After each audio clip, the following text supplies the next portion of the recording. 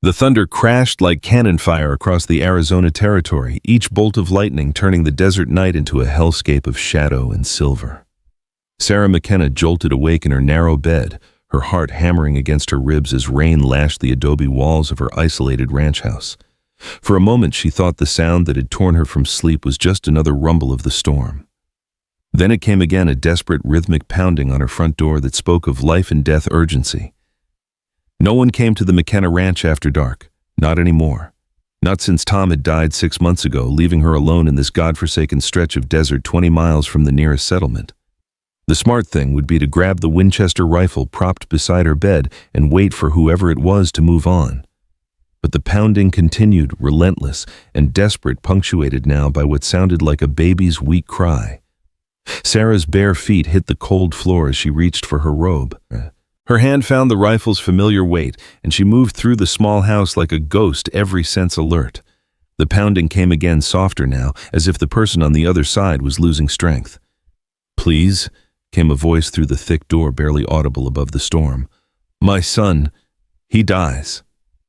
The voice was deep, distinctly masculine, but what stopped Sarah's breath was the perfect English, tinged with an accent she couldn't quite place. Against every instinct for self-preservation, she found herself reaching for the heavy wooden bar that secured her door. "Step back," she called out, raising the rifle. "I'm armed." "I know," came the reply, weary and resigned. "You should be." Sarah lifted the bar and pulled the door open just wide enough to peer out. What she saw in the next lightning flash would be burned into her memory forever. A tall figure wrapped in a rain-soaked blanket, long black hair plastered to his head, and in his arms a tiny bundle that moved weakly. An Apache warrior stood on her doorstep, blood mixing with rainwater as it dripped from a gash on his forehead, and cradled against his chest was the smallest baby Sarah had ever seen. "Sweet Mother of God," she breathed, lowering the rifle. The man swayed on his feet, his dark eyes meeting hers with a desperation that transcended the centuries of conflict between their peoples. "Please, Senora, I have nowhere else to go. My son, he has not eaten in 3 days. His mother—" The warrior's voice cracked. "His mother is dead." Sarah's practical mind screamed warnings, Apache danger, death, but her eyes were fixed on the tiny infant whose weak cries were barely audible above the storm. The baby's skin had a grayish pallor, even in the flickering light, and his little fists moved with the feeble desperation of approaching starvation. Without conscious thought, Sarah pulled the door woody open. "Get inside, quickly."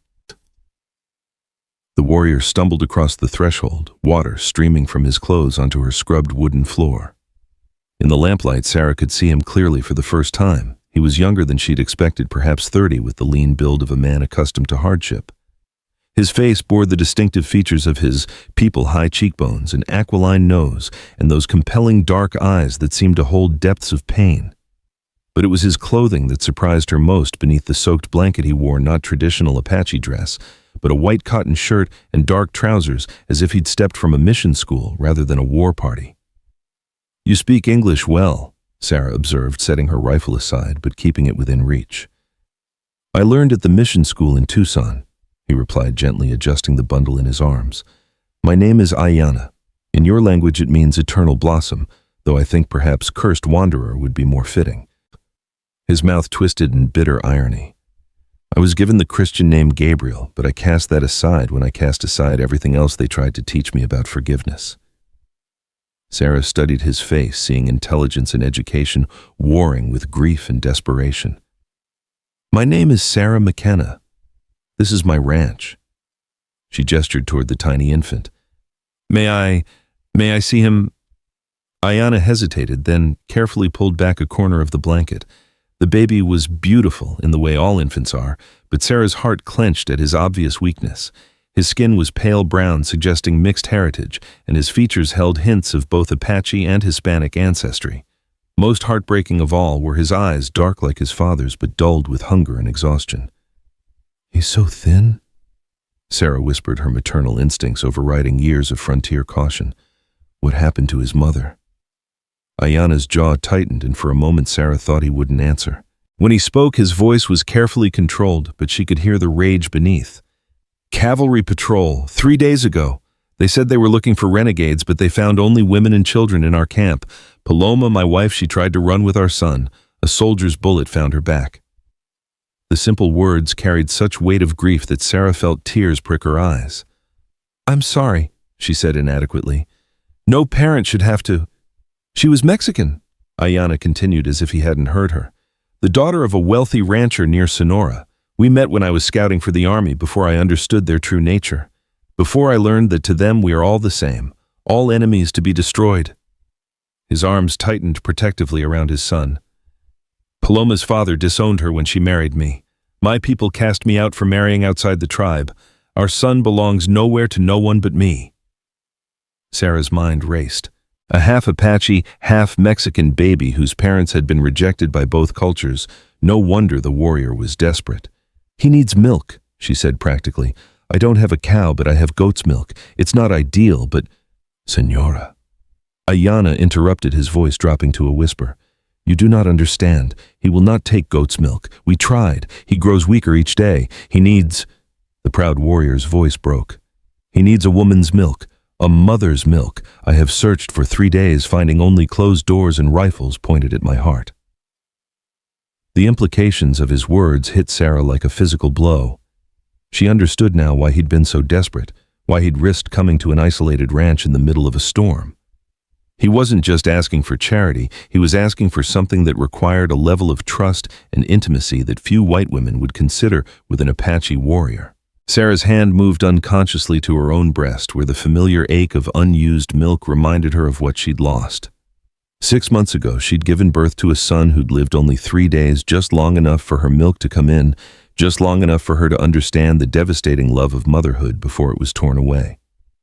Tom had died in the mining accident before he'd even known about the pregnancy, leaving her to face the double grief alone. "You've recently lost a child," Aiyana said, quietly reading something in her expression. "The Great Spirit has a cruel sense of balance, perhaps. I have a son with no mother to feed him, and you have milk with no child to give it to." Sarah finished, her voice barely a whisper. They stood facing each other in the lamplight, the storm raging outside, two people brought together by loss and desperation. The baby's weak cry broke the silence, and Sarah felt something shift inside her chest, a loosening of the grief that had held her heart in ice for months. "Let me see him again," she said. Aiyana moved closer, pulling the blanket away from the infant's face. In the warmer light, Sarah could see the baby more clearly. His features were delicate but perfectly formed, his skin a warm honey color that spoke of his mixed heritage. His eyes, when they fluttered open, were the dark brown of fresh earth after rain. "What's his name?" Sarah asked. "Paloma called him Estrelita, little star. She said he would light our way through dark times." Aiyana's voice was soft with memory. "I call him by his Apache name, Cocopelli Chata, dancing star." Sarah reached out tentatively, and Aiyana, after a moment's hesitation, allowed her to touch the baby's cheek. His skin was paper-thin and cold, and she could feel his weakness like a physical weight. "How long since he last fed?" "Yesterday morning. A Mexican woman in a settlement to the south. She took pity and gave him some milk, but her husband found out, and—" Aiyana touched the gash on his forehead. "They made their feelings clear." Sarah's heart broke for this child caught between worlds, wanted by none except his desperate father. She thought of her own lost son, of the milk that still came, despite having no child to nourish, of the empty ache in her arms that never seemed to heal. "All right," she said quietly. "I'll help him." Aiyana's eyes widened with desperate hope. "You will?" "I'll nurse him," Sarah confirmed, surprised by the steadiness of her own voice. "But first let me tend to that wound on your head, and we need to get you both warm and dry." For a moment the Apache warrior's careful control cracked, and Sarah saw naked gratitude in his face. "Senora McKenna, there are no words in English or Apache for what this means." "There don't need to be," Sarah replied, already moving toward her medical supplies. "A child is hungry, a mother has milk. Everything else is just politics." As she gathered clean cloths and herbal remedies, Sarah's mind began to work through the practical implications of what she'd just agreed to. Housing an Apache warrior and his child even temporarily would be seen as treason by most of her neighbors. The cavalry patrols would shoot first and ask questions later if they found Aiyana here. She was risking everything, her reputation, her safety, possibly her life. But as she glanced back at the warrior carefully bouncing his weak son trying to soothe the infant's feeble cries, Sarah found she didn't care about the risks. For the first time in 6 months, her body would serve its intended purpose. For the first time since Tom's death, she felt truly needed. "Sit down," she instructed Aiyana, gesturing to one of her wooden chairs. "Let me clean that cut before you bleed all over my floor." Aiyana obeyed, settling carefully with his son still cradled against his chest. Up close, Sarah could see the full extent of his exhaustion. Dark circles shadowed his eyes, and his hands trembled slightly, whether from cold fatigue or blood loss she couldn't tell. "You've been running for 3 days?" she asked, dabbing at the gash with a clean cloth. "Running, hiding, searching," Aiyana confirmed. "The cavalry has been pursuing me since the raid. They blame me for the deaths of 2 soldiers, though I was trying to protect women and children, not fight." Sarah paused in her ministrations. "You killed soldiers." "One," Aiyana admitted without remorse. "The one who shot Paloma. The other died when his horse threw him after I startled it. But they will not make such distinctions." The casual way he spoke of killing should have terrified Sarah, but instead she found herself thinking of her own Tom, dead in a mind collapse that might not have been entirely accidental. Sometimes violence was the only response to violence. "There," she said, finishing with his wound. "That should heal cleanly. Now let me—" She hesitated suddenly, uncertain. "I'll need to prepare for the baby."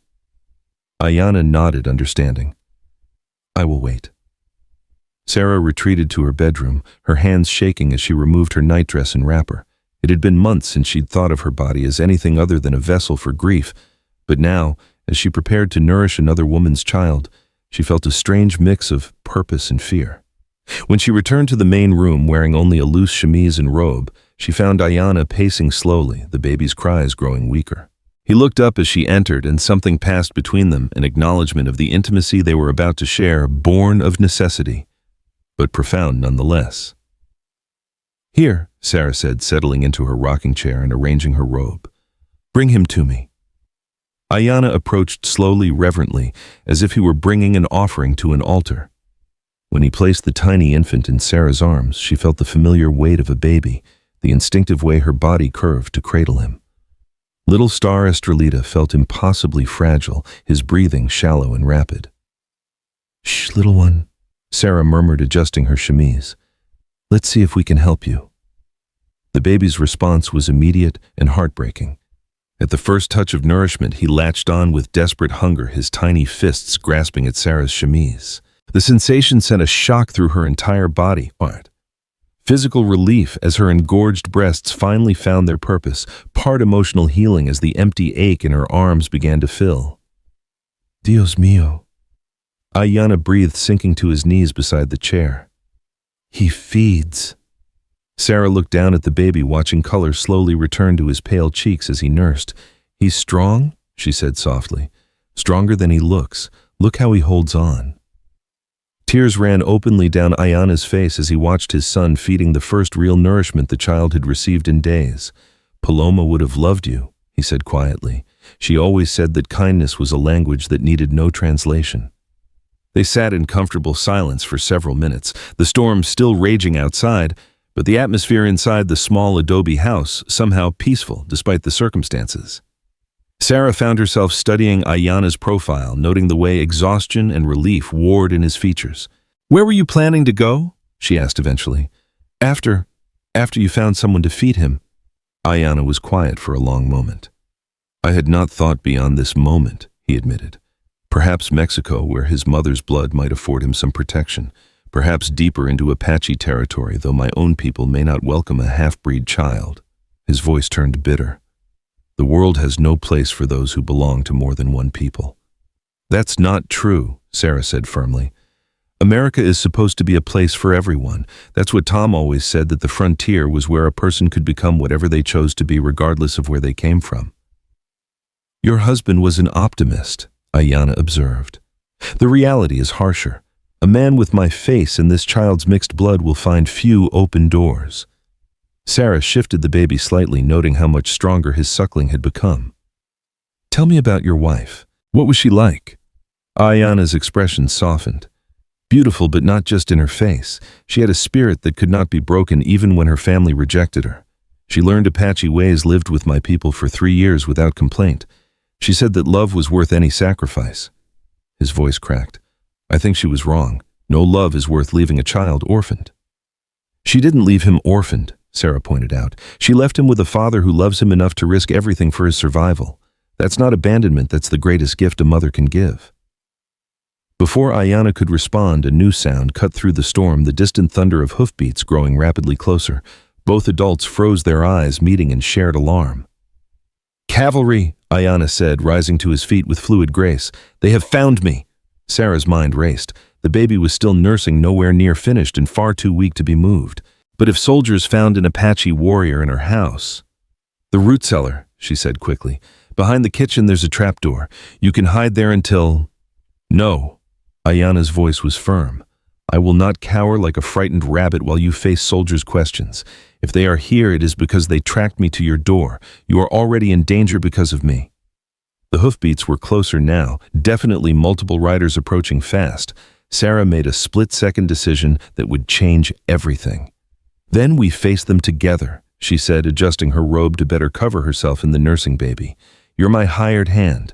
Your wife died of fever and I've been helping with the baby out of Christian charity. Can you play that role? Aiyana stared at her in amazement. You would lie to soldiers for me. I would lie to the devil himself for this child. Sarah replied fiercely, surprising herself with her vehemence. He's done nothing wrong except be born into a world that doesn't want him. The sound of horses reached the yard, followed by shouted commands and the jingle of military gear. Heavy boots approached the door, and Sarah's heart hammered as she tried to think of a convincing story. The pounding that came was different from Aiyana's desperate knocking. This was the imperious demand of authority, expecting instant compliance. Open up military patrol. Sarah looked at Aiyana, who nodded grimly and moved to stand slightly behind her chair, close enough to protect her, but positioned like a hired man rather than a warrior. The transformation was remarkable. Somehow he made himself smaller, less threatening, though Sarah could see the coiled tension in his muscles. Coming? She called, rising carefully with the baby still latched to her breast. She wrapped her robe more securely around herself, and the child then moved to open the door. 4 cavalry soldiers stood on her small porch, their blue uniforms dark with rain. Their leader was a tall man with a captain's insignia and cold gray eyes that reminded Sarah unpleasantly of a snake. Behind him, 3 younger soldiers waited with hands resting casually on their sidearms. Ma'am, the captain said, touching his hat brim but not removing it. Captain Robert Thorne, 2nd Cavalry. We're tracking a dangerous Apache renegade through this area. Have you seen anything suspicious? Sarah's mouth went dry, but she forced her voice to remain steady. Good evening, Captain. I'm Sarah McKenna. What kind of suspicious activity are you referring to? Thorne's eyes swept past her into the house, noting Aiyana's presence immediately. Apache buck about 6 feet tall, traveling with a baby. He's wanted for murdering 2 soldiers. His gaze fixed on the bundle in Sarah's arms. That your child, ma'am? This baby belongs to my hired man, Sarah replied, gesturing toward Aiyana. His wife died recently and I've been helping care for the child. Thorne stepped closer, his eyes narrowing as he studied Aiyana more carefully. Mighty dark for a hired hand, isn't he? And that's definitely an Apache bastard he's holding. The crude language sent a spike of anger through Sarah, but she kept her voice level. Gabriel is half Mexican, she said, using Aiyana's Christian name and praying he wouldn't react. His wife was Spanish. The baby takes after his mother's family. Gabriel, is it? Thorne's smile was thin and dangerous. That's a Christian name for a heathen savage. Aiyana stepped forward slightly, his posture deferential, but his eyes burning with controlled fury. I was educated at the mission school in Tucson, Captain. I have worked for Sarah McKenna for several months, helping with her cattle and horses. Thorne studied him intently, and Sarah held her breath. Up close, despite Aiyana's Western clothing and perfect English, his Apache heritage was unmistakable. The captain was clearly suspicious, but seemed uncertain. Several months, you say? Thorne's tone was casual, but Sarah sensed a trap. Then you were here when Thomas McKenna died in that mining accident. Sarah's blood chilled. How did this stranger know about Tom's death? And why did his tone suggest it hadn't been an accident at all? Yes, Captain, Aiyana replied smoothly. A terrible tragedy. Senor McKenna was a good man. Indeed he was. Thorn agreed, his cold eyes never leaving Sarah's face. Some might say too good, too honest for his own welfare. He paused meaningfully, especially when it came to certain business arrangements. The implication was clear, though Sarah didn't understand it. Captain Thorn knew something about Tom's death, something that suggested it hadn't been the accident everyone believed. I'm afraid I don't understand your meaning, Captain, Sarah said carefully. Thorn smiled again, the expression never reaching his eyes. Oh, I think you understand more than you're letting on, Mrs. McKenna. Your husband discovered something he shouldn't have, didn't he? Something that made certain people very nervous. Behind him, one of the younger soldiers shifted restlessly. Captain, shouldn't we be searching for the Apache every minute we waste? We're not wasting time, Corporal, Thorn cut him off sharply. We're being thorough. He turned back to Sarah. You see Mrs. McKenna, the Apache? We're hunting killed 2 of my men 3 days ago. I take that very personally, and I'm not leaving this area until I find him. The baby in Sarah's arms had finished nursing and was beginning to fuss. She shifted him slightly, trying to calm him, while her mind raced through the implications of Thorn's words. This man wasn't just hunting Aiyana. He had some connection to Tom's death, some agenda that went beyond military duty. I wish I could help you, Captain, she said. But as you can see, we're just trying to care for a motherless child. Perhaps you could check with the settlements to the south. Oh, we will, Thorn assured her. We'll be checking everywhere, very thoroughly. He stepped back slightly, but made no move to leave. Tell me, Mrs. McKenna, have you given any thought to what you'll do with this ranch now that your husband is gone? It's a lot of land for a woman to manage alone. The threat in his words was subtle, but unmistakable. Sarah's grip tightened on the baby as she realized this encounter was about much more than hunting an Apache warrior. I manage just fine, thank you. I'm sure you do. For now. Thorn's gaze swept over her property with proprietary interest. But winter's coming and Apache raids are increasing. A woman alone, especially one harboring questionable elements, might find herself in serious danger. Aiyana had gone very still beside her, and Sarah could practically feel the violence coiled in his muscles. One wrong word from Thorn and the captain would discover exactly how dangerous an Apache warrior could be. Gabriel has been a great help, Sarah said firmly. I feel quite safe with him here. Gabriel? Thorn repeated his tone, making the name sound like a curse. Well, Gabriel, I hope you understand your responsibilities to your employer. Protecting white women and children is a sacred duty. Wouldn't you agree? Si, Capitan. Aiyana replied, his accent thicker now, playing the role of a subservient hired man. I would die before allowing harm to come to Senora McKenna or any child in her care. I'm sure you would, Thorn said, but his eyes remained cold and calculating. The thing is, Gabriel, my Apache friend, disappeared right around here. Our tracker is certain. So either he's hiding somewhere very close, or... He let the implication hang in the air. The baby chose that moment to let out a healthy cry, strong and demanding proof of the nourishment he'd received. The sound seemed to cut through the tension, reminding everyone present of what truly mattered. The child needs his rest, Sarah said, using the baby's cry as an excuse to step back. Surely your search can continue in the morning when the weather clears. Thorn studied her for another long moment, then nodded slowly. Of course. We'll make camp nearby and resume tracking at first light. His smile was sharp as a knife blade. Sweet dreams, Mrs. McKenna. I have a feeling tomorrow will be a very interesting day. As the soldiers mounted their horses and rode away into the storm, Sarah closed and barred the door with shaking hands. Only when the sound of hoofbeats had faded completely did she turn to face Aiyana. He knows, she said quietly. He knows who you are. Aiyana nodded grimly.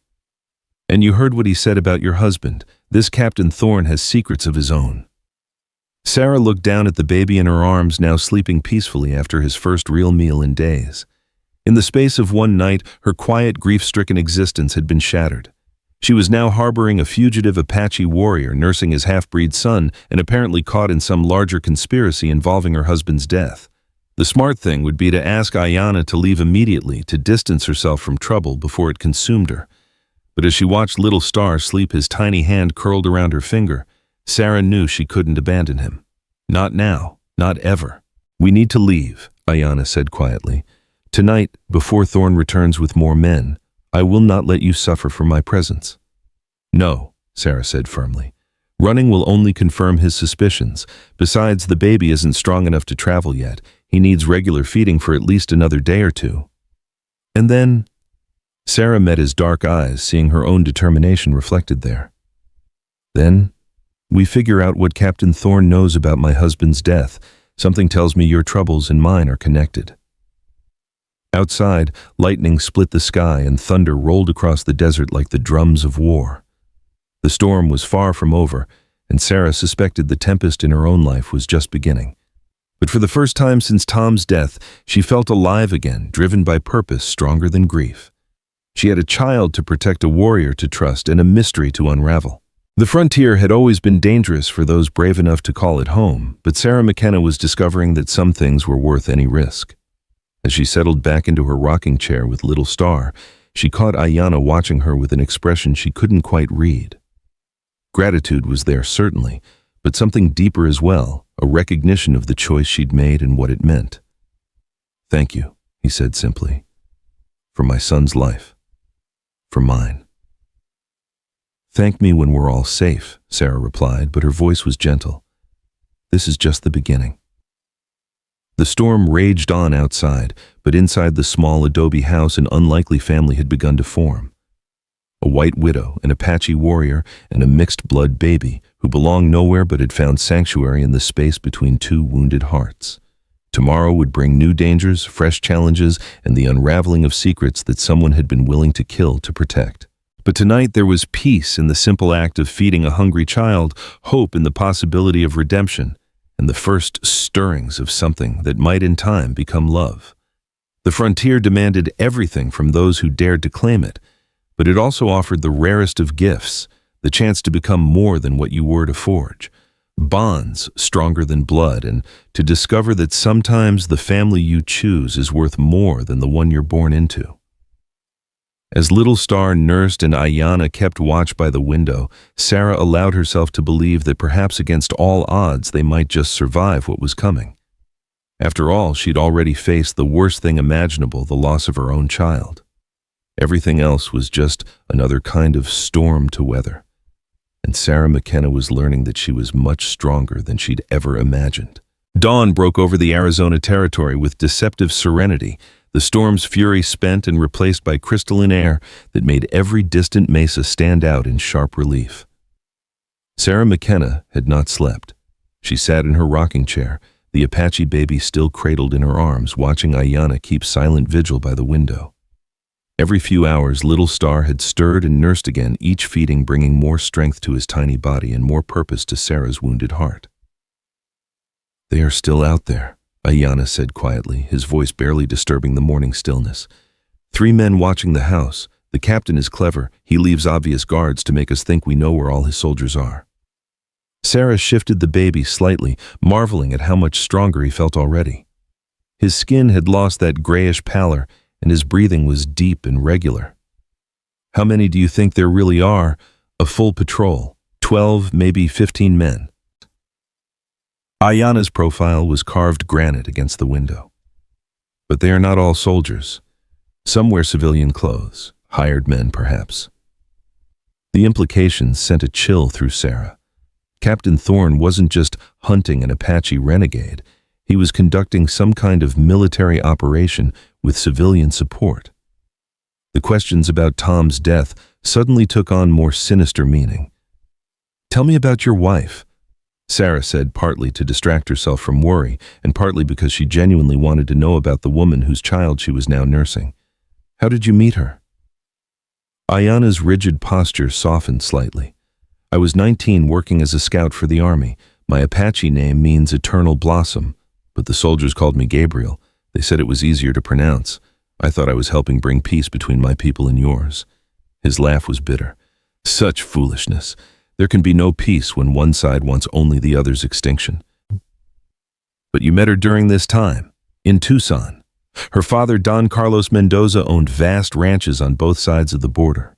Paloma had been educated in Mexico City. She spoke 4 languages, could read Latin, played piano like an angel. She was everything I was not: cultured, refined, born to privilege. Aiyana's voice grew soft with memory. She was also the kindest person I have ever known. Sarah found herself picturing a beautiful, educated Mexican woman choosing love over security, family over social standing. What made her fall in love with you? She said I was the first person who ever spoke to her about ideas instead of just her beauty. We would sit in her father's garden for hours discussing philosophy, religion, the future of our peoples. She believed that love could bridge any divide. His voice cracked slightly. I wanted to believe it too. The baby stirred in Sarah's arms, making soft sounds as he began to wake. She adjusted her position, preparing to nurse him again, and noticed Aiyana's grateful expression. Your husband, he said. Tell me about him. How did he die? Sarah hesitated. She'd never spoken to anyone about her suspicions regarding Tom's death, partly because they'd seemed too outlandish, partly because she'd had no one to confide in. But something about Aiyana's presence, his own experience with loss and injustice, made her want to share the burden. Tom was a miner, she began slowly, but not the usual kind. He had formal training as a geologist from back east. He could read rock formations like other men read books. 6 months ago, he was excited about something he'd found in the mountains north of here. He said it was bigger than anything he'd ever seen. Gold. I thought so at first. But the night before he died, he seemed frightened. He told me to be careful to trust no one if anything happened to him. He made me promise to hide something for him. Sarah glanced toward the kitchen, where a loose floorboard concealed Tom's final surveying notes. The next morning, they brought him home on a stretcher. Cave-in, they said. Just one of those things that happens in mining. Aiyana turned from the window to study her face. But you do not believe it was an accident? Tom knew every inch of those tunnels. He'd been working that particular claim for months. He would never have gone into an unstable section alone. Sarah's voice grew stronger as she voiced suspicions she'd kept buried for months. And there were boot prints around the entrance that didn't match his. Someone else was there. Did you tell the authorities? Sarah's laugh was bitter. The territorial marshal was very sympathetic, very understanding. He also mentioned that a woman alone might find it difficult to maintain such an isolated ranch, that there were men who would be happy to help her relocate. She looked down at Little Star, who was nursing contentedly. I think they all expected me to sell and leave. When I didn't, they seemed surprised. Because they want your land. Or what's under it. Sarah met his dark eyes. I think Tom found something worth killing for, and I think Captain Thorne knows what it was. Before Aiyana could respond, the baby in Sarah's arms suddenly tensed and began to cry. Not the weak mewling of starvation, but a strong, healthy wail that spoke of energy and life. The transformation was remarkable. In less than 12 hours, Little Star had gone from a dying infant to a vigorous baby who could make his needs known. He sounds like a warrior already, Aiyana said with pride, moving closer to look at his son. Paloma always said he had strong lungs. He's beautiful, Sarah said honestly, studying the baby's face as he nursed. His eyes are just like yours, but he has his mother's mouth. She paused, struck by a sudden thought. Aiyana, what did Paloma's father do when she married you? You said he disowned her, but he did more than that. Aiyana's expression darkened. Don Carlos Mendoza is not a man who accepts defiance, especially from women. When Paloma chose me over the wealthy Mexican rancher he had selected for her, he declared her dead to him. But that was not enough. He sent word to the Apache leaders that his daughter had betrayed her family's honor, hoping they would cast me out as well. Did they? Eventually. We lived with my band for 3 years, but there were always whispers, always those who questioned whether a mixed marriage could bring anything but trouble. When Paloma became pregnant, some of the elders said the child would be cursed, belonging to neither world. Aiyana's fists clenched. I should have taken her to Mexico, found a place where we could live in peace. Instead, I let pride keep us in Apache territory, thinking I could prove them wrong. The baby had finished nursing and was looking around with alert, bright eyes. Sarah lifted him to her shoulder, patting his back gently, as Tom had shown her with their own brief child. The familiar motions brought both comfort and pain. "You couldn't have known the cavalry would attack," Sarah said softly. "You were trying to build a life for your family. A life built on the graves of my wife and the rejection of both our peoples," Aiyana replied bitterly. "What kind of father does that make me? The kind who risks everything to save his son's life," Sarah said firmly. "The kind who swallows his pride to beg milk from a stranger. That takes more courage than any warrior's deed." Their conversation was interrupted by the sound of approaching horses, multiple riders moving at a steady pace rather than the urgent gallop of pursuit. Aiyana was at the window. Instantly, his body coiled for action. "4 riders," he reported. "Not soldiers, civilians well armed." Sarah's heart sank. "More of Thorne's men?" "I do not think so. These men ride like vaqueros, not hired guns." Aiyana's voice held a note of surprise. "And the lead rider? Dios mío, it cannot be." "What is it?" "The horse. That is Paloma's mare Estrella. I would know her anywhere." Aiyana's face had gone pale. "Someone who knew my wife is coming." The riders drew closer, and Sarah could make out more details. The leader was an older man with silver hair and an expensive Mexican saddle. His clothing spoke of wealth and authority, and the 3 men with him had the hard look of professional gunmen. "Don Carlos Mendoza," Aiyana breathed. "Paloma's father." Sarah felt little Star tense in her arms as if sensing the sudden tension in the room. "He's come for the baby." "He declared Paloma dead when she married me," Aiyana said, his voice sharp with anger. "He has no claim to her son." "He's a wealthy Mexican rancher with private army," Sarah pointed out practically. "Legal claims may not matter to him." The riders had reached the yard now, and the older man was dismounting with the fluid grace of someone decades younger. Even from a distance, Sarah could see the family resemblance. This was where Paloma had gotten her aristocratic bearing, her fine bone structure. "Señora McKenna," the man called in accented English. "I am Don Carlos Mendoza. I believe you have something that belongs to me." Sarah and Aiyana exchanged glances. Whatever happened next would determine not just Little Star's fate, but possibly their own lives. "Stay back," Sarah told Aiyana. "Let me handle this." She moved to the door, still holding the baby, and opened it to face Paloma's father. Up close, Don Carlos was an imposing figure, tall, silver-haired, with the bearing of a man accustomed to absolute authority. His dark eyes, so like his grandson's, swept over Sarah with calculating assessment. "Don Carlos," she greeted him formally. "I'm Sarah McKenna. What brings you to my ranch?" "You know why I'm here, Señora." His gaze fixed on the bundle in her arms. "I have come for my grandson, the child of my daughter Paloma." "I'm afraid I don't understand," Sarah replied carefully. "I was told that you disowned your daughter when she married." Don Carlos's face hardened. "Paloma made foolish choices that brought shame to our family. But a child is innocent of his parents' sins. He carries Mendoza blood, and that makes him my responsibility." "And his father?" Sarah asked pointedly. "Does he have no say in his son's future?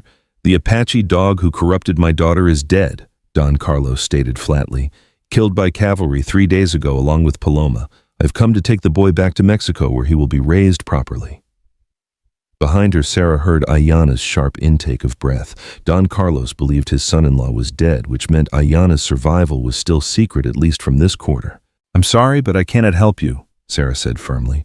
"This baby is in my care, and I won't turn him over to someone who denied his mother's existence." Don Carlos's eyes narrowed dangerously. "Señora, you do not understand the forces you are dealing with. I'm a man of considerable influence on both sides of the border. It would be unfortunate if you chose to obstruct me." One of his gunmen, a lean man with dead eyes, moved his hand closer to his weapon. The threat was subtle but unmistakable. "And you don't understand frontier law," Sarah replied, surprised by her own courage. "This is American territory, not your Mexican hacienda. Your threats don't carry weight here." "Do they not?" Don Carlos smiled coldly. "I think you will find that money and influence cross borders more easily than you imagine. There are many ways to pressure a woman alone. The baby in Sarah's arms began to fuss, perhaps sensing the tension around him. Without thinking, she began to sway, gently soothing him with the natural motions of motherhood. Don Carlos's eyes sharpened as he noticed the practiced way she held the child. "You care for him well," he observed. "Perhaps we can reach an arrangement. I'm prepared to be generous to those who have helped my grandson in his time of need." "What kind of arrangement?" "Come with us to Mexico. Help me raise the boy properly. You would be well compensated given a position of honor in my household." His tone became persuasive, almost grandfatherly. "The child knows you now, trusts you. It would ease his transition." Sarah saw the trap immediately. Once in Mexico on Don Carlos's territory, she would have no protection, no recourse. She would be utterly dependent on his goodwill, and he had already demonstrated his capacity for cutting family ties when it suited him. "That's a generous offer," she said carefully, "but I have responsibilities here. My ranch, my life." "Your life?" Don Carlos's laugh was harsh. "What life, señora? A woman alone on a failing ranch with no family, no prospects. I offer you purpose, comfort, a chance to help raise a remarkable child." The accuracy of his assessment stung partly because it contained truth. Sarah's life had been empty since Tom's death, filled with grief and grinding daily survival. The past 12 hours caring for little Star had been the first time she'd felt truly alive in months. But she could also see the manipulation in Don Carlos's offer. He wanted to separate the baby from any connection to his Apache heritage, to erase Aiyana's very existence from his grandson's life. "I need time to consider," Sarah said finally. "Time is a luxury we do not have," Don Carlos replied. "Every moment the boy remains in this dangerous territory increases the risk to his safety. Apache raids, cavalry patrols, lawless men. This is no place for a Mendoza heir." 2 days, Sarah insisted. "Give me 2 days to arrange my affairs." Don Carlos studied her for a long moment, then nodded slowly. 2 days. But understand, señora, with or without your cooperation, I will take my grandson. It would be better for all concerned if you chose to help rather than hinder me." After the Mexicans rode away, Sarah closed and barred the door with shaking hands. She found Aiyana sitting on the floor in the corner where he'd hidden during the confrontation, his head in his hands. "He thinks you're dead," Sarah said softly. "Perhaps it would be better if I were," Aiyana replied without looking up. "Paloma's father has wealth power, the ability to give our son advantages I never could. In Mexico, little Star would be raised as a gentleman, educated, protected, and cut off from half his heritage," Sarah interrupted, "from any knowledge of his Apache father or the culture that shaped you." "What good is that heritage?" Aiyana's voice was bitter. "It has brought him nothing but suffering. At least with the Mendozas he would be safe." Sarah sat down beside him, still holding the baby. "Is safety worth losing yourself?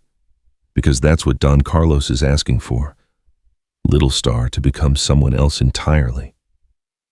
"You heard him. He believes I am dead. If I remain dead to him, he will take the boy and disappear into Mexico. Estrellita will live, will grow up healthy and educated. Is that not what any father would want?" "Any father would want his son to know the truth about where he comes from," Sarah said firmly, "about the mother who died protecting him and the father who loved them both enough to risk everything."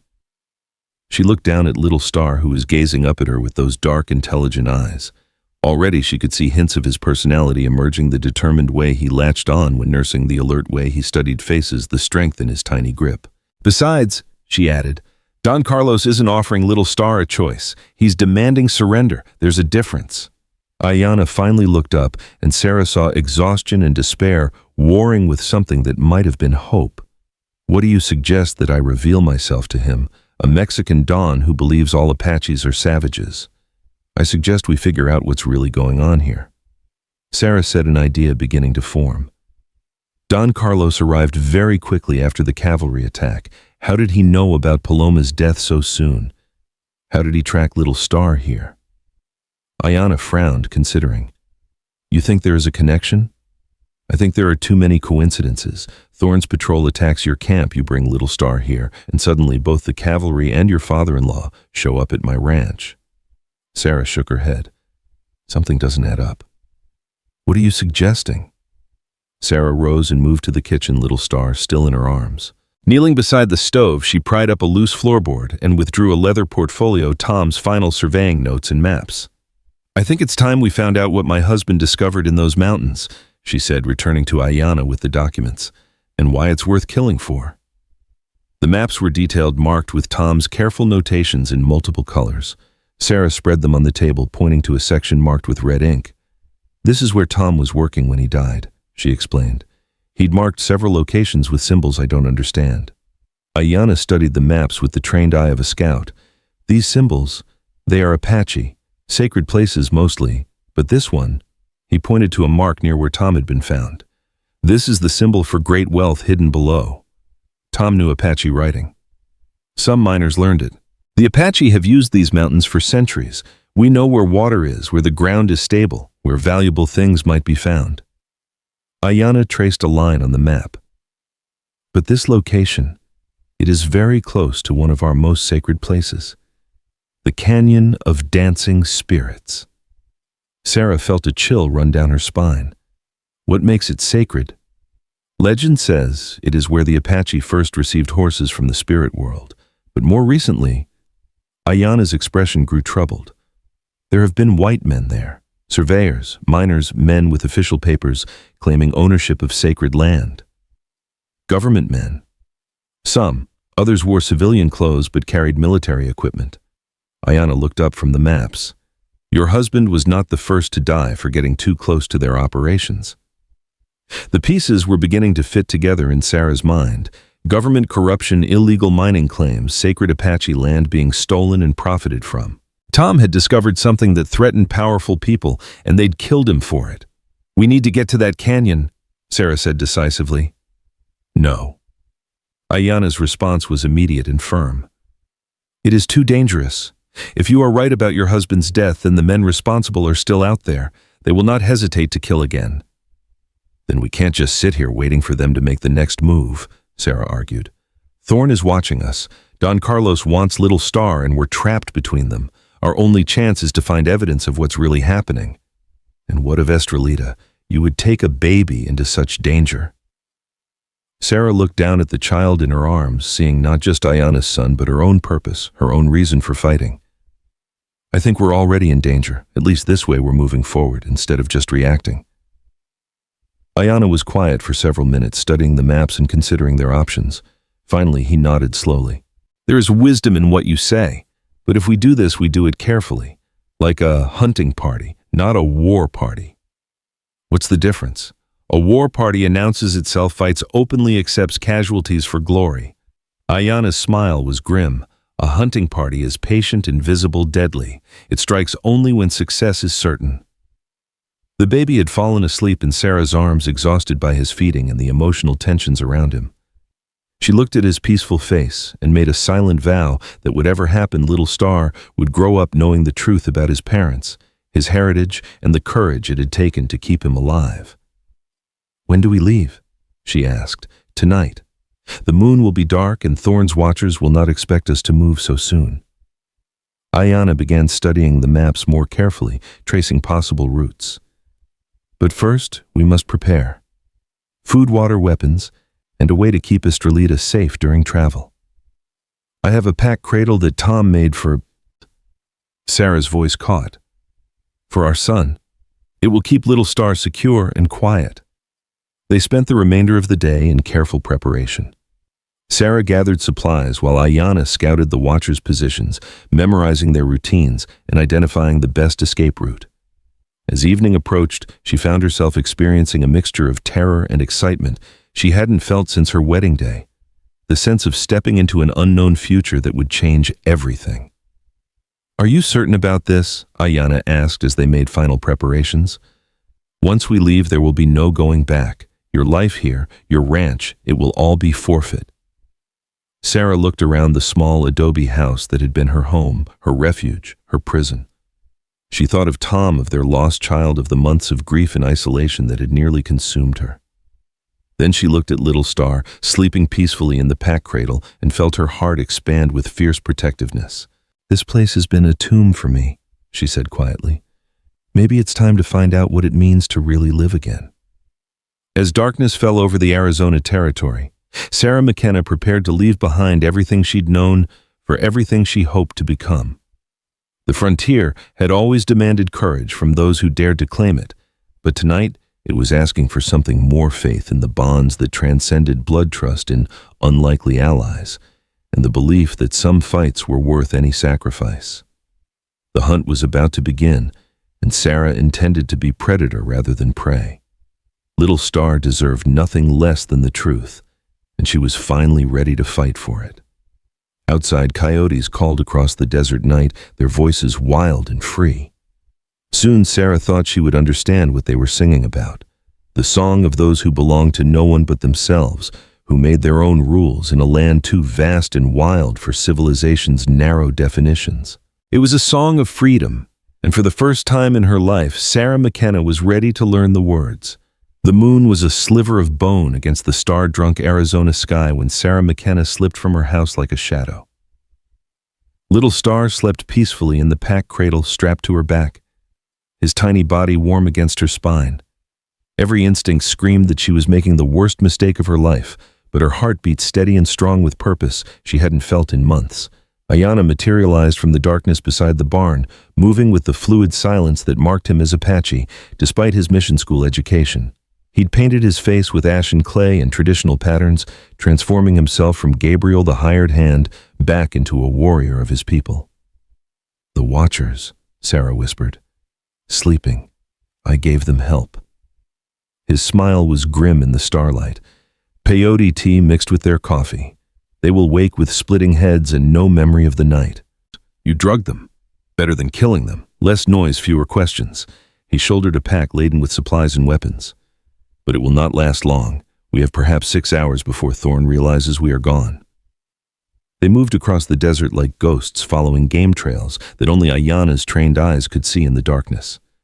Sarah had expected the journey to be difficult with a baby, but the pack cradle distributed Little Star's weight evenly, and his rhythmic breathing against her back was oddly comforting. "How far to the Canyon of Dancing Spirits?" she asked as they paused beside a rock formation to rest and check their bearings. 20 miles north. But we are not going there directly." Aiyana consulted the stars with the casual expertise of a people who had navigated by them for centuries. "First, we visit someone who may have answers about your husband's death." "Who?" "There is an old Apache woman, Grandmother Moon. She lives alone in the foothills, gathering herbs and speaking with spirits. White men think she is just a crazy old squaw, but she sees everything that happens in these mountains." His expression grew respectful. "She was also Paloma's friend. If anyone knows the truth about what happened to my wife and your husband, it is her." They traveled in companionable silence after that, both lost in their own thoughts. Sarah found herself marveling at how natural this felt, moving through the wilderness with a man she'd known less than 2 days, carrying his child, fleeing from dangers she barely understood. By all rights, she should be terrified. Instead, she felt more alive than she had since Tom's death. The first hint of dawn was touching the eastern peaks when Aiyana called a halt beside a small spring hidden among the rocks.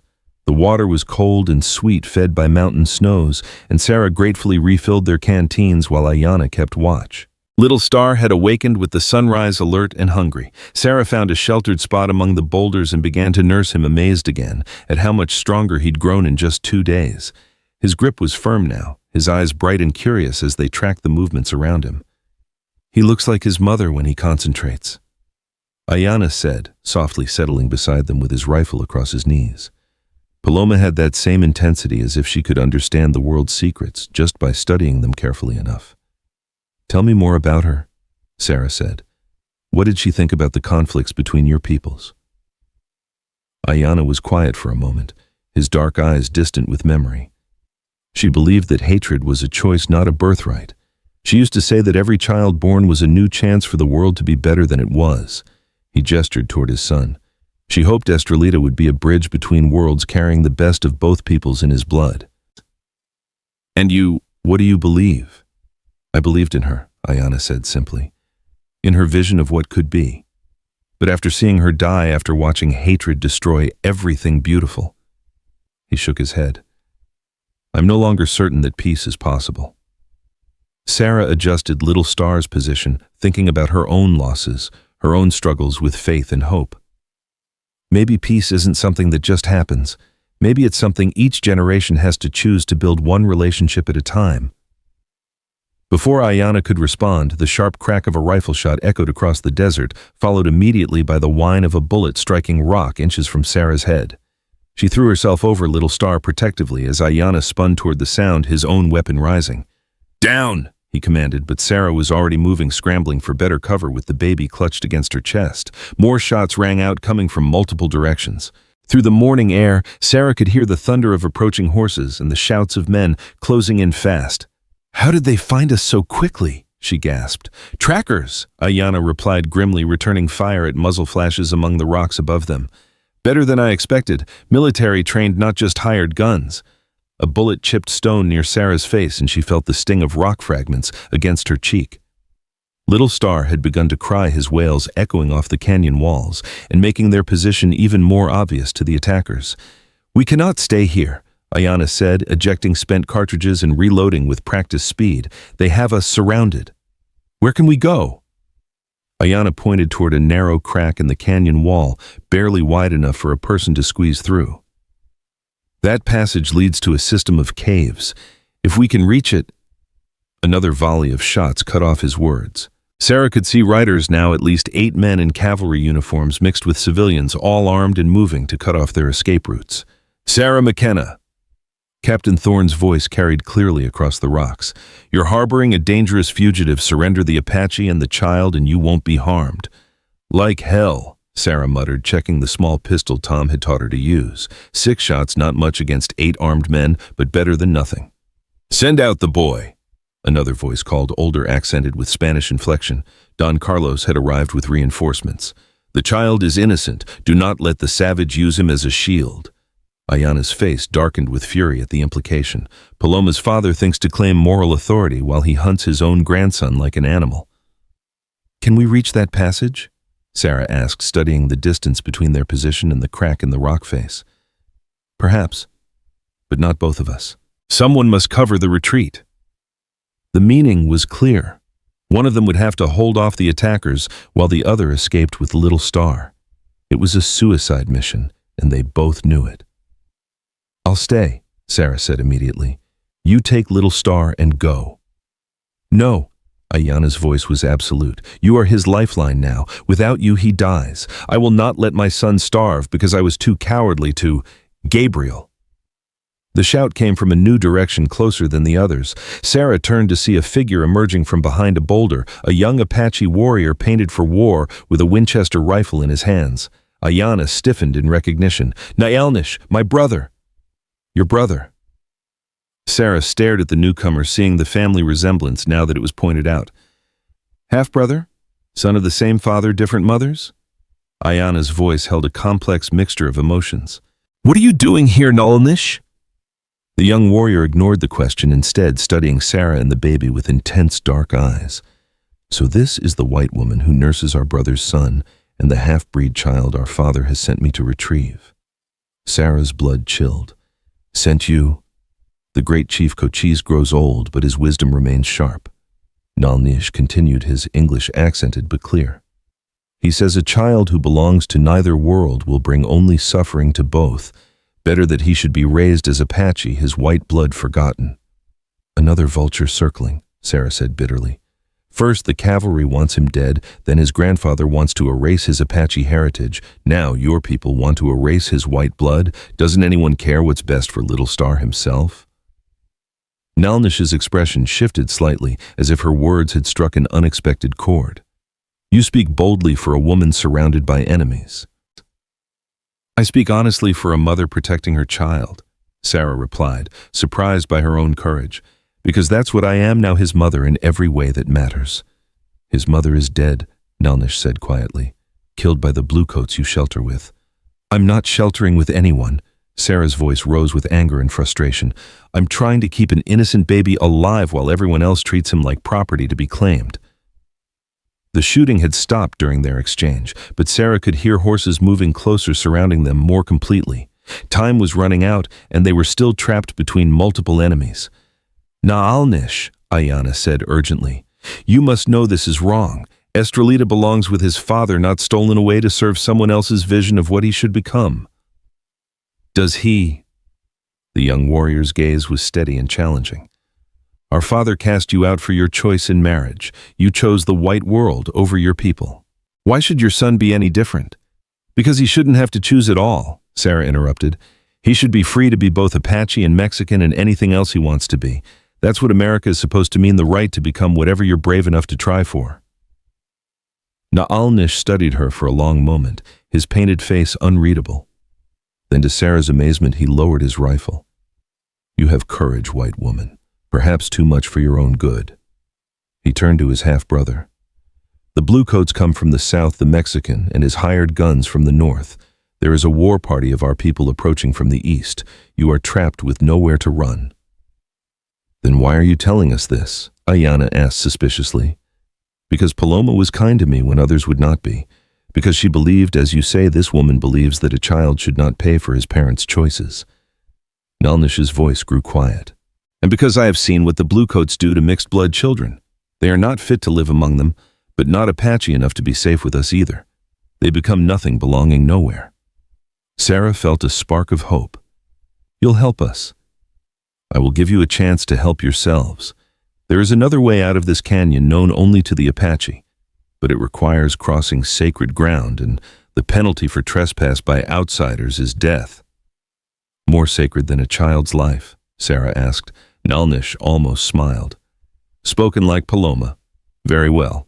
Follow me, but know that if we are caught on the sacred path, I cannot protect you from my people's justice. The passage he led them to was hidden behind a screen of desert willows so narrow that Sarah had to turn sideways to squeeze through with Little Star on her back. Beyond lay a winding trail that seemed to lead directly into the heart of the mountain. Behind them, shouts indicated that their disappearance had been discovered. Within minutes, the pursuit would resume in earnest. How far?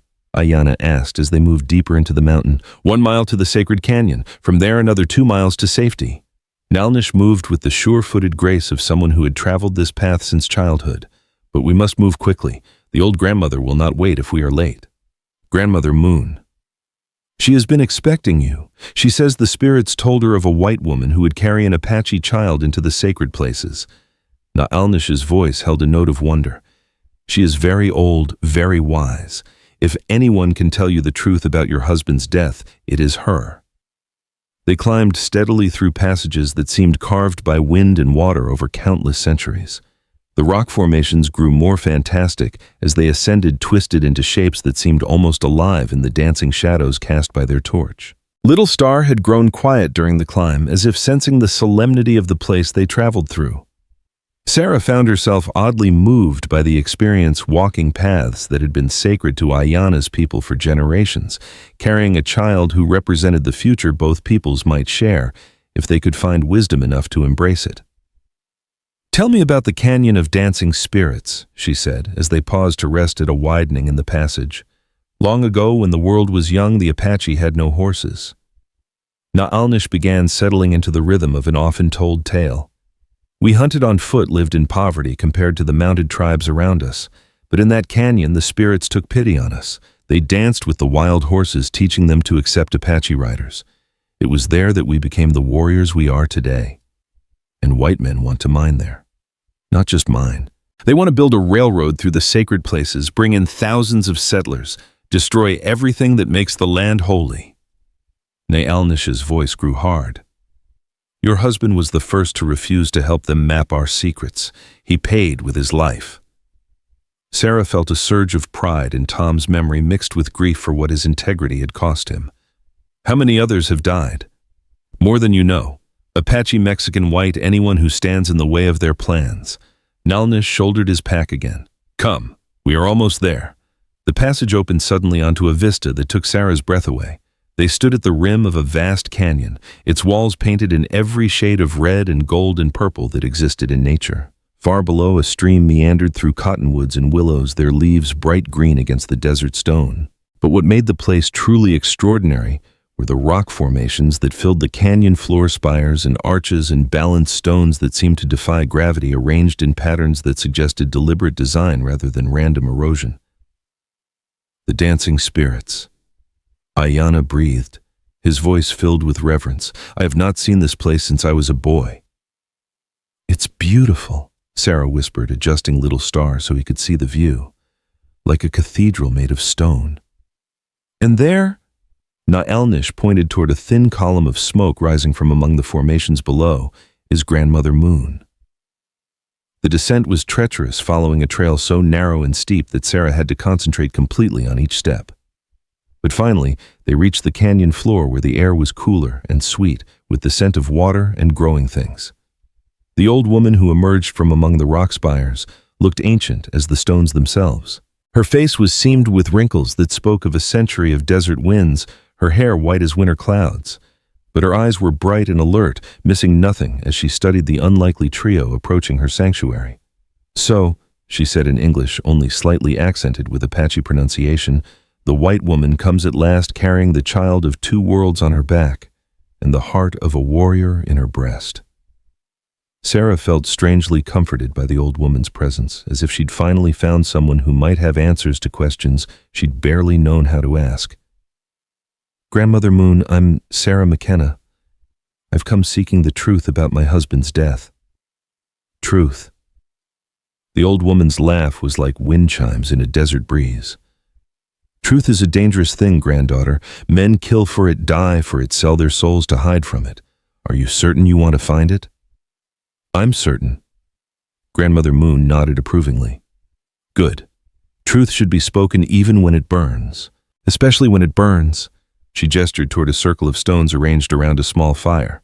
"Sit, feed the child. Let the men keep watch while we women talk of important things." As Sarah settled beside the fire and began to nurse Little Star, the old woman studied her with eyes that seemed to see far more than they should. "You have lost a child of your own." It wasn't a question. "Yes, 6 months ago. And your husband died seeking justice for his people, not knowing he carried new life in his wife's womb." Sarah's breath caught. "How do you—" "The spirits whisper many things to those who know how to listen." Grandmother Moon poked the fire with a gnarled stick. "Your Thomas was a good man, daughter. He came to me before he died seeking guidance about what he had discovered." "What did he find?" "Gold, more gold than has ever been seen in this territory, enough to make kings of common men." The old woman's expression grew dark. "But it lies directly beneath our most sacred places. To mine it, they would have to destroy everything that makes us Apache." Sarah felt pieces of the puzzle clicking into place. "So they killed him to keep him quiet. They killed him because he refused to falsify his surveys. He would not say the sacred places were empty of minerals when he knew they were not. But neither would he help them steal what belonged to the Apache." Grandmother Moon's voice grew sad. An honest man caught between dishonest choices. Death was the only escape left to him. "Who killed him, Captain Thorn?" "Thorn is a snake, but he bites only when his masters command it. The real power lies with men in Washington, men who see this territory as nothing but resources to be harvested." The old woman leaned forward intently. "But there is proof, daughter. Your husband was not the only one to refuse their bribes. Others kept records, documented their crimes. If you could find these records—" "Where?" "In the canyon they want to destroy, hidden in the place where the spirits first danced with horses." Grandmother Moon's eyes grew distant. "But reaching it will require walking through fire. Many men want you dead now, child. You have become dangerous to their plans." Before Sarah could ask what she meant, Na'alnish appeared at the edge of their circle, his face grim with urgency. "Grandmother, we must go. The Bluecoats have found the sacred passage. They come with dynamite, threatening to blast their way through if we do not surrender the woman and child." "And my father's warriors?" "Surrounding the canyon. If the soldiers enter sacred ground, there will be war." Na'alnish's voice was tight with tension. "Many will die." Grandmother Moon rose with surprising agility for her age. "Then it is time for the dance to begin again. Time for the spirits to choose who is worthy to remain in this place." She moved to a leather bag hanging from a wooden tripod with drawing items that glinted in the firelight. Sarah gasped as she recognized surveying instruments, a compass measuring devices, and most importantly, a leather journal bound with rawhide.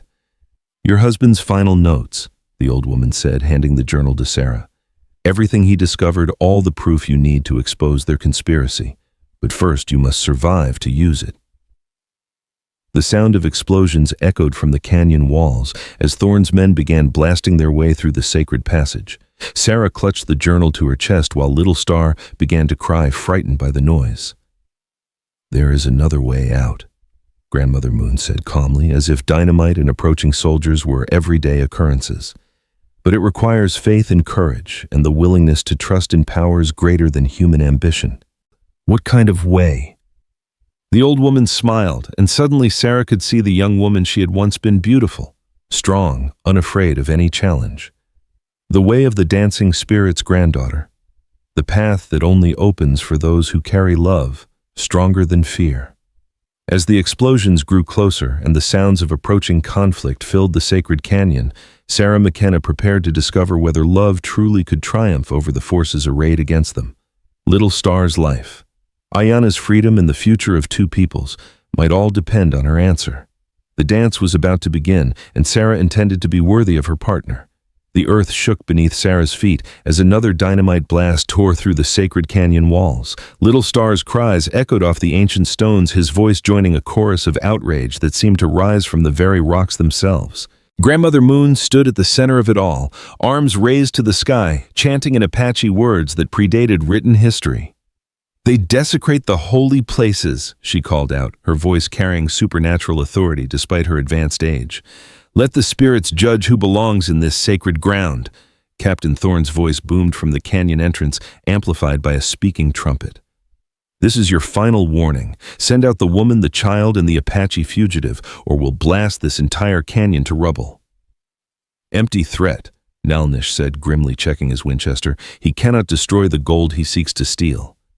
But he can destroy us," Aiyana pointed out, positioning himself where he could cover multiple approaches to their position among the rock spires. Sarah clutched Tom's journal to her chest while Little Star nursed frantically, as if sensing the danger around them.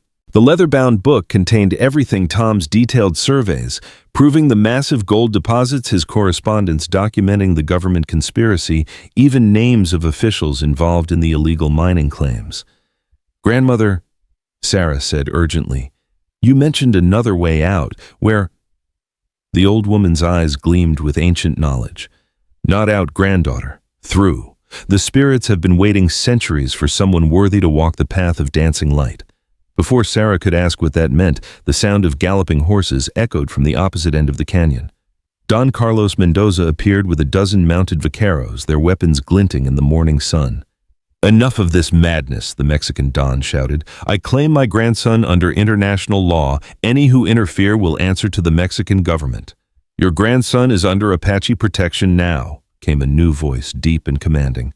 A figure emerged from the rocks above, an elderly Apache chief with silver hair braided with eagle feathers, his weathered face bearing the dignity of absolute authority.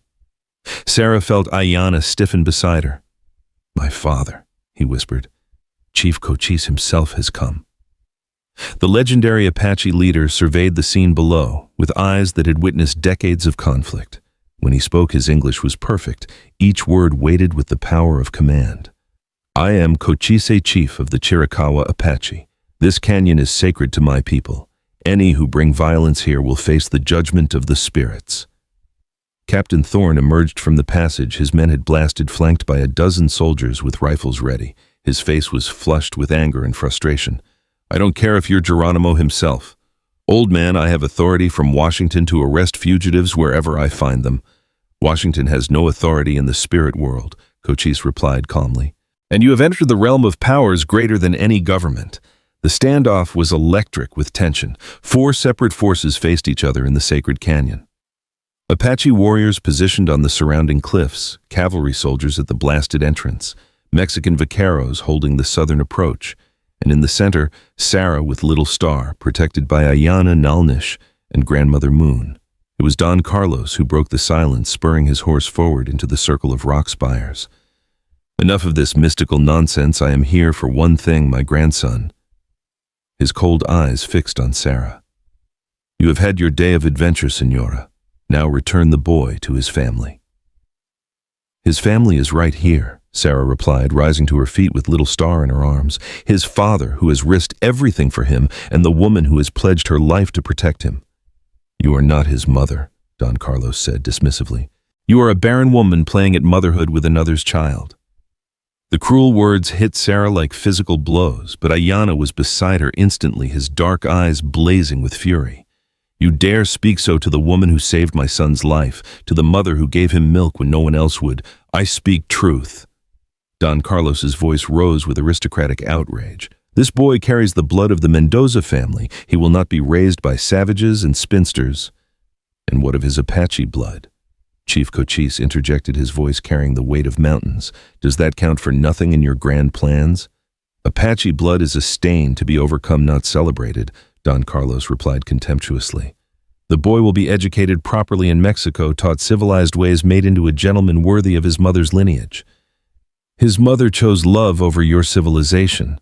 Naalnish said, his young voice shaking with controlled anger. She chose my brother over your golden cages. And look where it led her. Don Carlos gestured dramatically. Dead in the desert, her child starving, her husband an outcast from both worlds. Captain Thorne chose that moment to assert his authority, stepping forward with his sidearm drawn. This debate is over. I'm placing all of you under arrest for harboring a fugitive. His eyes fixed on Sarah with predatory intensity. Especially you, Mrs. McKenna. You've been harboring a dangerous criminal and interfering with military operations. What I've been doing, Sarah said, her voice growing stronger with each word, is protecting an innocent child from men who see him as property to be claimed rather than a human being with rights of his own. Rights? Thorne laughed harshly. Half-breed bastards have no rights, and neither do traitors who side with Apache murderers over their own kind. The ugly words hung in the air like poison, and Sarah felt something fundamental shift inside her, not just anger, but a crystalline clarity about what she was fighting for. My own kind, she repeated, her voice cutting across the canyon like a blade. You mean people like you, Captain? People who murder innocent men for finding inconvenient truths? Thorne's face went pale. I don't know what you're implying. I'm not implying anything. Sarah interrupted, pulling Tom's journal from her coat. I'm stating facts. Facts about how my husband was murdered for refusing to falsify surveys that would have let you steal Apache gold. She opened the journal, reading from Tom's careful notes. August 15th, 1873. Met with Captain Thorne and civilian contractors. Offered substantial payment to misrepresent mineral deposits in sacred Apache territory. Declined. Threats made against my safety and that of my wife. The color drained completely from Thorne's face. Where did you get that? From the woman your conspiracy tried to silence, Grandmother Moon said, stepping forward with supernatural calm. Thomas McKenna came to me before he died, seeking wisdom about what to do with dangerous knowledge. I told him to document everything, hide the proof where spirits could guard it. You're all lying, Thorne snarled, but his desperation was showing. That journal is a forgery. Is it? Sarah continued reading.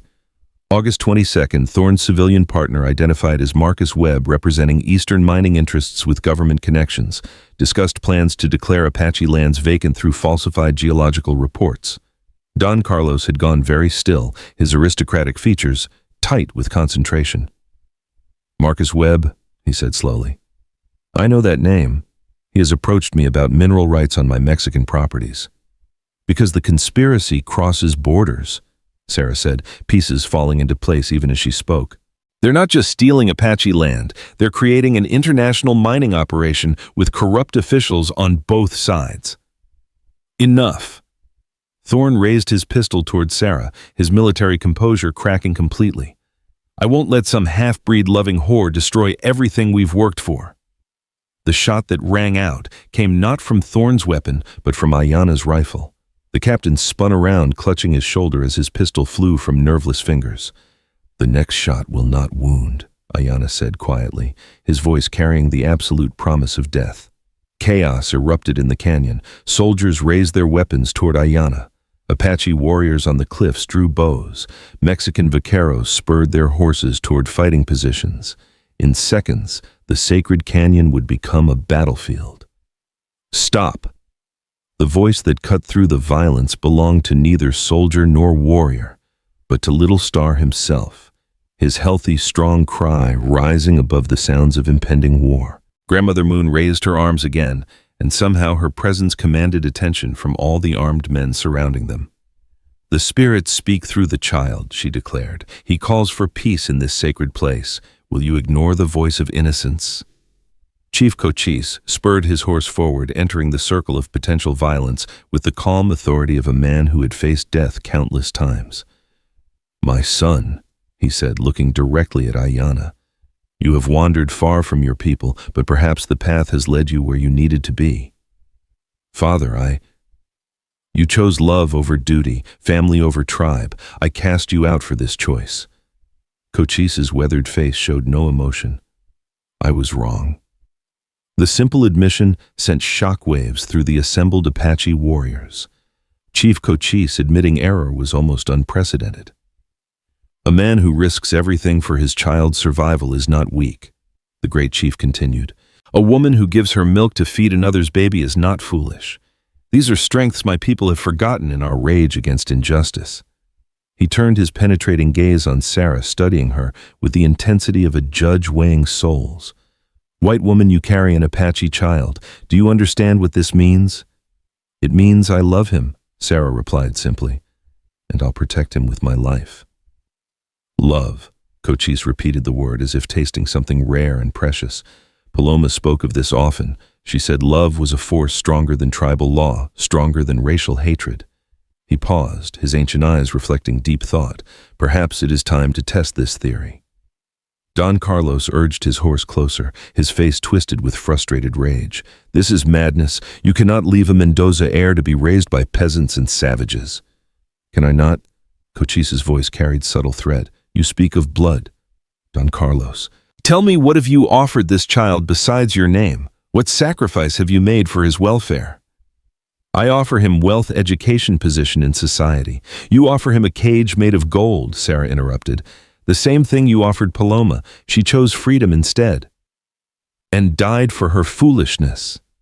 "She died for her courage," Aiyana said fiercely. "She died protecting our son from men who would steal Apache children and raise them to be ashamed of their heritage.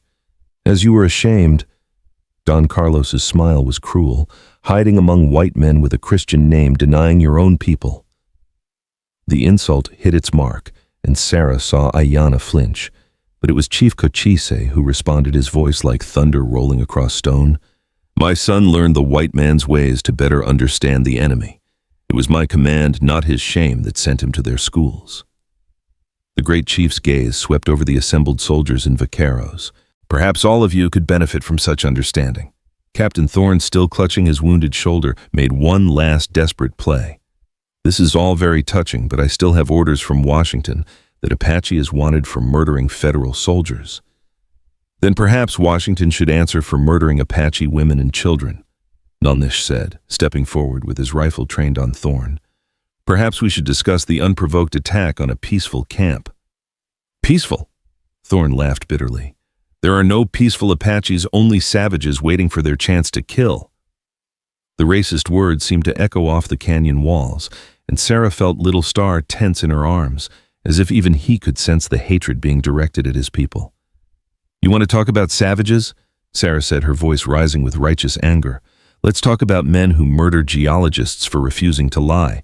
Let's talk about soldiers who shoot women in the back. Let's talk about a government conspiracy to steal sacred land for private profit." She held up Tom's journal like a weapon. "Every name, every bribe, every illegal contract, it's all documented here, including your real orders, Captain. Not to arrest an Apache fugitive, but to silence anyone who could expose the gold conspiracy." Thorne's remaining composure shattered completely. "You have no idea what forces you're dealing with. Men more powerful than you can imagine. They'll destroy you all before they let you expose their operations." "Then let them try," said a new voice from the canyon entrance. Everyone turned to see a figure in a dusty suit picking his way through the rubble Thorne's men had blasted. He was a small, neat man with graying hair and wire-rimmed spectacles, but he carried himself with quiet authority. "Judge Harrison Wells, Territorial Court," he announced, producing official papers from his coat. "I'm here to serve federal warrants." Thorne straightened hopefully. About time, Judge, I need you to arrest you. Wells interrupted calmly. Captain Robert Thorne, you're under arrest for conspiracy, murder, theft of government property, and violation of Apache treaty rights. The silence that followed was profound. Thorne's face went through a series of expressions: shock, disbelief, desperate calculation. This is impossible, he whispered. The orders came from Washington, my superiors. Your superiors included my investigation when evidence of corruption reached certain ears in the Capitol. Judge Wells replied. It seems someone sent copies of a murdered geologist's journal to some very important people. Sarah felt her heart race. Someone sent copies. How? An elderly Apache woman traveled to Tucson 3 months ago, Wells explained. She gave detailed testimony about government agents attempting to steal sacred lands. When we investigated, we found enough evidence to implicate officials at the highest levels. Grandmother Moon's eyes twinkled with satisfaction. The spirits told me the truth would find its way to honest men given time. Don Carlos had been listening to this exchange with growing alarm. Judge, surely these American legal matters don't affect my claim to my grandson. Actually, they do, Wells replied. Your daughter Paloma McKenna legally adopted American citizenship when she married an Apache scout working for the U.S. Army. That makes her son an American citizen under federal protection. McKenna. Don Carlos's face went white. You said her name was Paloma McKenna. Aiyana stepped forward, his expression thoughtful. Paloma took my Christian name when we married. In your legal system, she became Paloma Gabriel McKenna. The Don stared at his son-in-law in shock. Gabriel McKenna, but that would make you Thomas McKenna's brother. Sarah finished the final piece of the puzzle falling into place. Tom was Gabriel's adopted brother. They grew up together after Gabriel was taken to the mission school. The revelation sent shockwaves through everyone present. Tom and Aiyana were brothers, one white, one Apache, both victims of the same conspiracy. Thomas wrote to me about his Apache brother. Sarah continued, her voice filled with wonder. He said Gabriel was the finest man he'd ever known, but that they'd lost touch when Gabriel returned to his people. He never knew Gabriel had married Paloma. Aiyana was staring at Sarah with amazement. Thomas spoke of me after all these years. He said you taught him everything worth knowing about honor and courage. Sarah replied, tears streaming down her face. He said he hoped someday to be worthy of calling you brother again. The emotional revelation seemed to diffuse much of the tension in the canyon. Even the soldiers had lowered their weapons, caught up in the human drama unfolding before them. Judge Wells stepped forward with gentle authority. Given these circumstances, I believe we can resolve this situation equitably. Captain Thorne will face federal trial for his crimes. The Apache Nation will receive compensation for violations of treaty rights. And the child? He looked at Little Star sleeping peacefully in Sarah's arms. The child will remain with his chosen family. Chosen family, Don Carlos protested weakly. The woman who saved his life and the uncle who shares his father's blood. Wells replied. In frontier law, family is defined by love and protection, not just blood. Chief Cochise urged his horse forward, studying Sarah with those penetrating dark eyes. White woman, you would truly take this child as your own. Raise him to know both his heritages. I would be honored to, Sarah replied simply. He's already my son in every way that matters. The great chief nodded slowly. Then let it be so. But know this, an Apache child raised by a white mother will face challenges from both worlds. Are you prepared for such a burden? We're prepared to face it together, Aiyana said, moving to stand beside Sarah. As a family. The word hung in the air, rich with possibility and promise. Sarah looked at this man who had appeared at her door just days ago as a desperate stranger, and saw instead the partner she'd never dared hope for, someone who understood loss, who valued courage, who would fight beside her for what mattered most. Together, she agreed, reaching for his hand. Don Carlos made one final attempt. This is madness, a Mexican nobleman's grandson raised by Apache savages and frontier peasants. What will society think? Society, said Grandmother Moon with ancient wisdom, has never understood the true meaning of family. Perhaps it is time they learned. Judge Wells began the process of sorting out the legal complexities. But Sarah found herself focusing on simpler things: the feel of little Star's warm weight against her chest, the strength of Aiyana's hand in hers, the promise of a future built on love rather than obligation. As the sun reached its zenith over the canyon of dancing spirits, something miraculous happened. The ancient rock formations seemed to shimmer in the heat, creating the illusion of movement, as if the stones themselves were swaying to some unheard music. Birds that had been silent during the confrontation began to sing again, their voices joining in harmonies that seemed to celebrate peace restored to sacred ground. "The spirits dance," Nulnish said with wonder. "They approve of what has been decided here." Captain Thorne, disarmed and under guard, made one last bitter comment. "You think you've won something here. This conspiracy goes deeper than one corrupt officer. There are men in Washington who won't let this stand." "Let them come," Sarah replied with quiet confidence. "We have the truth, we have each other, and we have something they'll never understand, a family forged by choice rather than convenience." As if to punctuate her words, Little Star opened his eyes and gazed up at the faces surrounding him: his Apache father, his chosen mother, his grandfather and uncle. All the unlikely family that had come together to protect him. He reached up with one tiny hand, grasping at the air, as if trying to catch the dancing light that played across the canyon walls. "What will you call him?" Chief Cochise asked.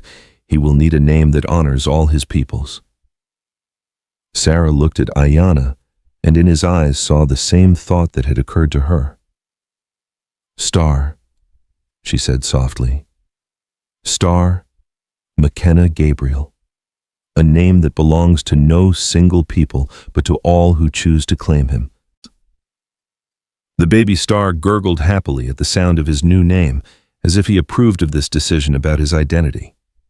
Months later, Sarah would look back on that moment in the canyon of dancing spirits as the true beginning of her life.